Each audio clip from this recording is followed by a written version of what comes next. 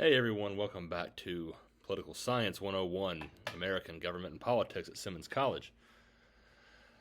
I want to thank you all who submitted your quizzes. I believe most of you, well, I know most of you, the vast majority of you all have submitted the quizzes. If you haven't yet, please submit them. Those of you who have, I deducted a couple of points if they were late. Some of you made a 100 perfect score. All of you made pretty decent grades. If you disagree with your grade or wonder why you didn't make a higher grade, let me know. But as a class, you did very well.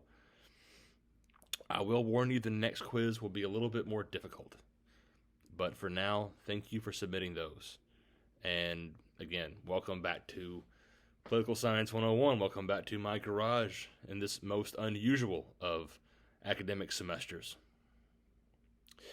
The first part of the semester and the first part of the syllabus supplement that you'll see there on Canvas, we discussed the branches and levels of government. And I think I warned this, I hope I warned you early on in the semester that that's the driest and most boring part of the semester. Because when it comes to the actual material leading up to that first quiz, those are the building blocks, the brick and mortar that make up the rest of the semester and the rest of this story that I'm hoping to convey to you all of how the American government, how the government of the United States functions, and how our political system impacts all of us, both historically up to the present. Because the present day and the history of our government are inextricably intertwined. That being said, if you see the syllabus supplement, you'll notice that we're now going to move on to talk about political parties, about the relevance of politics, and how it impacts our lives. I've been teaching this course for a few years now, and I've been on this earth for 35 years. I'm still young, older than most of you, younger than some of you, and that's okay. But 35 years on this earth and a few years of teaching this course, and never, ever have I taught or lived through a time where the next few weeks of this course are more relevant. Really, I say few weeks, all the way to the end, from this part of the syllabus about the relevance of politics and government to the last part of the syllabus about what it means to, quote-unquote, be American, what it means to be an American in this country today. Because, as Bob Dylan said, the times they are a-changin', and we're living in changing times. We're living in very interesting times, times that will be interesting to future historians. But these are not fun times at all. This is the time when white people like me, clearly, I'm a white man, people like me are those of us who are not already aware that we live in a country with divisive racial undertones that aren't just historic. They didn't just happen 100 years ago or 200 years ago or 400 years ago, but they are with us today. They are with us right now. The things that divide us as a country are not in the past. They are now. And I can't speak for all the many white people or white men in this country, but I can tell you that I like to think I've been aware of that fact for a long time, that the things that that make it more difficult for all people of color, and particularly African descendants of slaves, to achieve and do well in this country, whatever your definition of success is. There are barriers that all people of color, all immigrants, all people, all non-white people, people who are not descended from Europeans, face, but particularly in the United States, the African descendants of slaves face barriers to success, no matter how you define that I didn't face. I did not face as a child. I don't face now as an adult. And that I have one child, I have a daughter, and that she will not face. Well, let me rephrase that. I really, really hope that she won't experience the type of privilege that I experienced. But I like to think, as I was saying a few minutes ago, I like to think that I have been aware, at least for a while, that I have this white privilege. I'm not proud of it. I don't knowingly and intentionally take advantage of it, but it is there. It is part of who I am because I am a white man in this country. And for those of you who are not white, who are not men, who are not heterosexual, who are not Christian, who are not natural-born American citizens,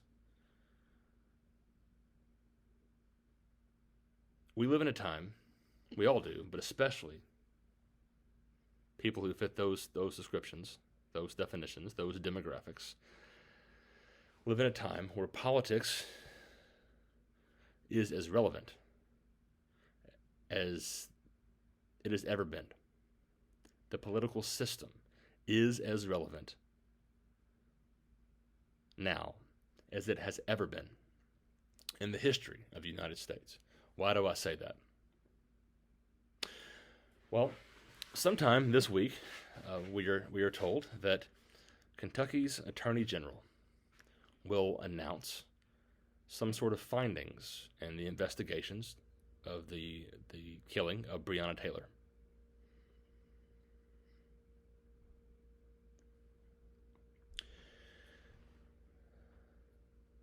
The event of her death has caused more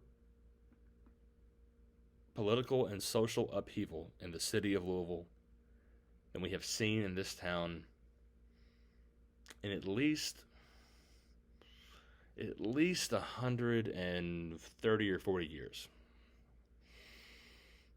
And rightfully so. Rightfully so. I say rightfully so because when an event like that happens, citizens living in a country with the freedom of speech, the freedom of expression, who believe that one of their fellow citizens have been wronged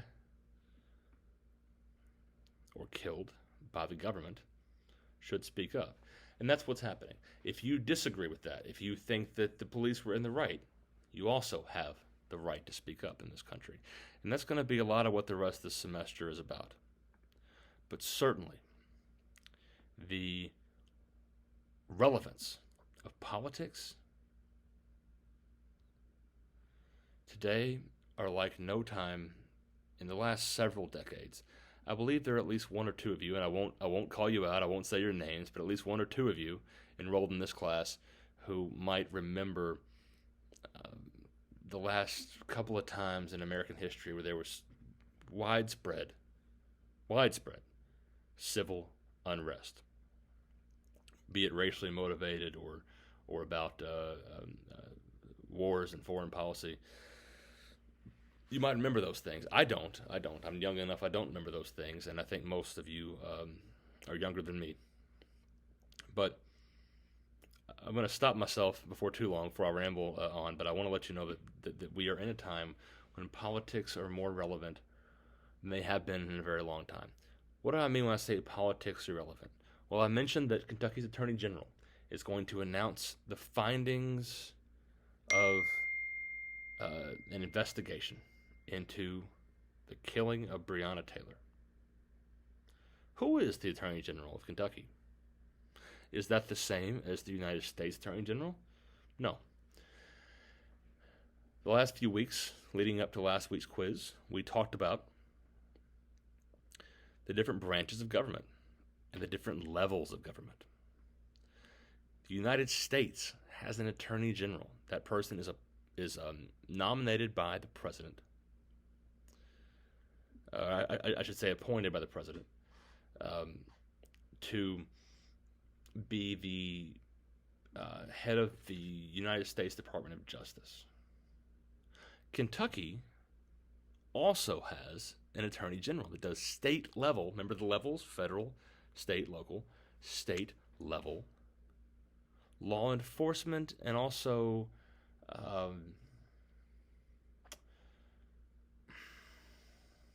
kind of safeguarding state law against violations and local and federal encroachments.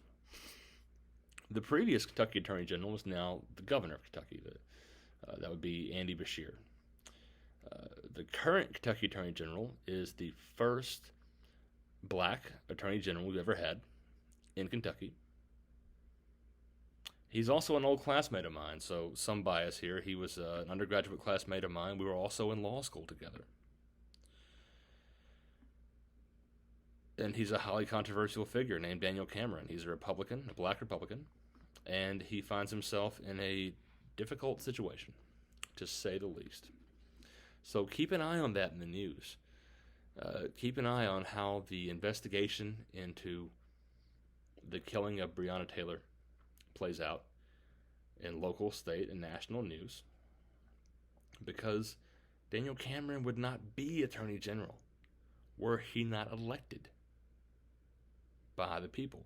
Remember, the United States Attorney General appointed by the President, but Kentucky's Attorney General elected by the people, by popular vote. There's no electoral college or any of that mess when it comes to Kentucky's statewide elections.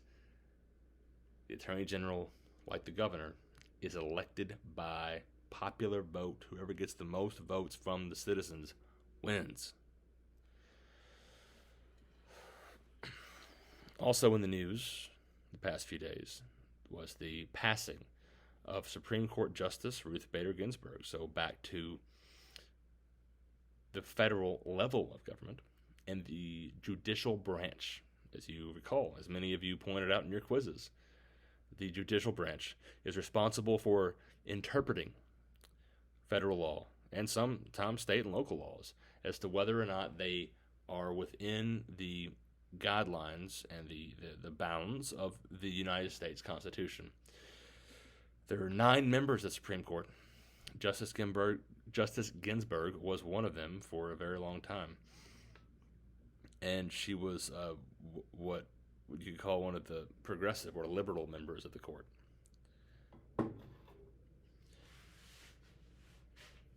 She was the type of justice who was appointed by a Democrat president.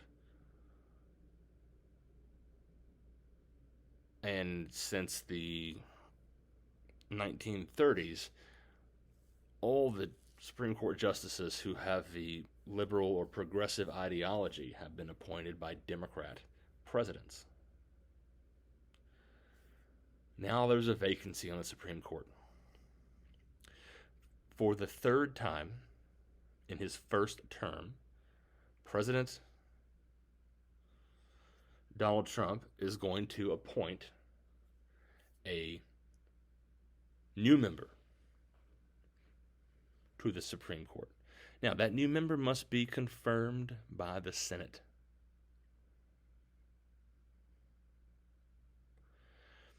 This is like deja vu, because 4 years ago, there was a vacancy on the Supreme Court.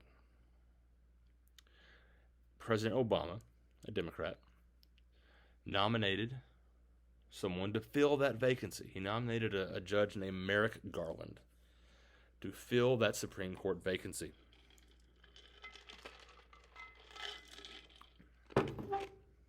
Senate Majority Leader Mitch McConnell, one of the 2 senators from Kentucky, said very publicly that the American people, the voters, should have some say in who sits on that court. And so he was not going to hold a vote, and he has that power. He has that power to hold a vote or not hold a vote in the Senate. He was not going to hold a vote in the United States Senate to confirm Merrick Garland, to confirm President Obama's appointment, because he thought that should be up to the new president. Wait till after the election. We find ourselves in a similar situation. There's an election coming pretty soon. We are less than 2 months away from the election. To determine whether President Trump remains president or there's a new president. And this time around, Senate Majority Leader Mitch McConnell from Kentucky, from right here in Louisville. He lives here in Louisville. He says that he's going to hold a vote for a Senate vote to confirm President Trump's nomination. You may notice that I have not expressed any opinions on this, and as your professor, I won't. I'm stating facts. We find ourselves in a time where the United States Supreme Court, the judicial body that determines all the important questions of law, as one of you pointed out in your quizzes, the court once decided cases like Plessy versus Ferguson, like Dred Scott versus Sanford, like Brown versus Board of Education. Those are the kind of decisions that the Supreme Court decides. Those are the type of laws that the Supreme Court makes with their opinions, their judicial opinions. And we find ourselves in a time where the court could be shaped forever because of the outcome of an election 4 years ago. If you think your vote doesn't count, if you think that people in Washington or Frankfurt make decisions that have nothing to do with you, you are wrong. The availability of a woman's right to choose, that was determined by the Supreme Court.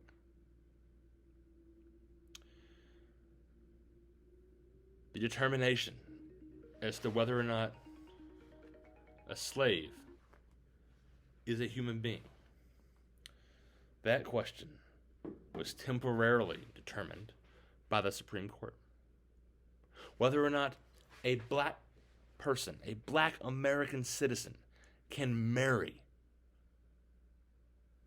a white American citizen, that was determined in 1967 by the Supreme Court in Loving versus Virginia. The Supreme Court is important, and the outcome of President Trump's nominations for the Supreme Court, just like President Obama's or President Bush's nominations to the Supreme Court, those are determined by the outcomes of previous elections. Politics are more relevant today. As relevant, not more relevant, as relevant today than they have ever been.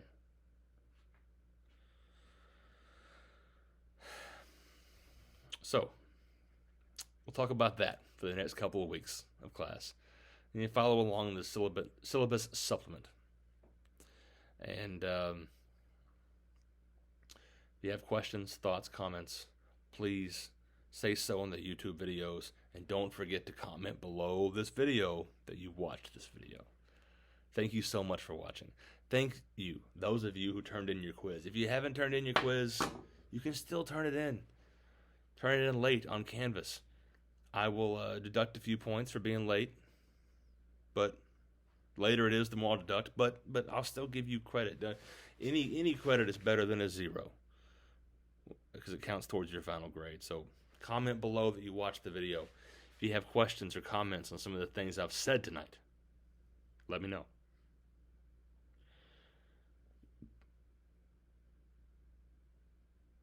And thank you all. Thank you all for giving a long, hard thought as to the relevance of politics, whether or not your vote matters, whether or not the votes of your friends and family matter, because your votes do matter. Do your votes matter as much as they should? Depends. We'll talk about that later in the semester. But please, please, please, please vote November 3rd or vote early. Thank you so much for listening, and I'll talk to you all on Wednesday.